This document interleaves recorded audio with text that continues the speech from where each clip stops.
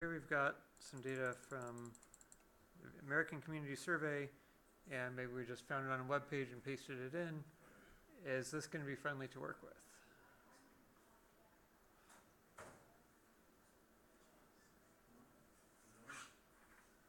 Because it's all in column A, right? If I click on this, it shows me all the data is there in column A. If I look at column B, there's actually nothing in column B yet.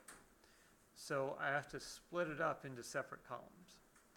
And fortunately, there's something nice to do that. It's called text to columns. So if you come to the data tab and look for text to columns, and there's two fundamental types: delimited, which means there's something to say, hey, here's where the new field starts, or something where like the first field is always 10 digits and the next field is always 3 digits and there's maybe nothing separating them, and then the next field is like 5 letters and stuff. That's pretty rare. Fixed width is pretty rare these days, so most things are delimited. So just hit next, and then we have to tell it what is separating the fields here. Comma.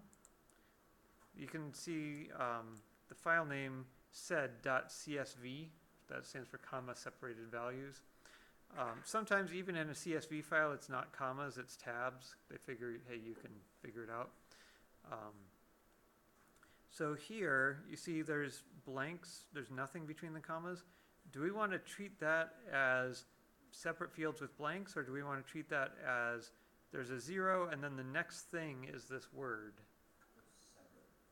Those are separate things with blanks. A lot of times when you have spaces, if you have like 3 spaces, that should just count as 1 space.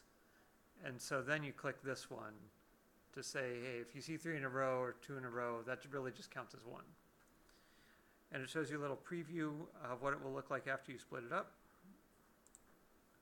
And you can be very careful on this if you want to. I find it generally works and I don't have to do anything, so you just click finish. And now you can see it's all split up nicely into columns. There's that .csv. One hazard here, if I did have words here, and I do text to columns, it will stomp all over what I have here.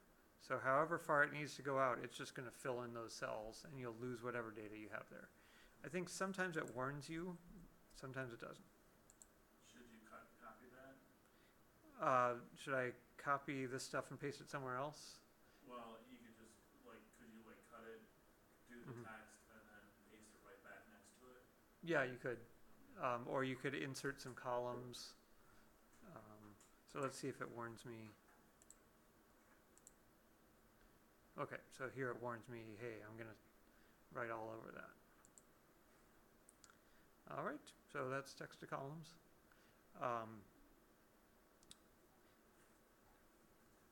Pretty straightforward. Sometimes you use semicolons. There is one little challenge that I'll tell you about in a sec, but I got to stop the video.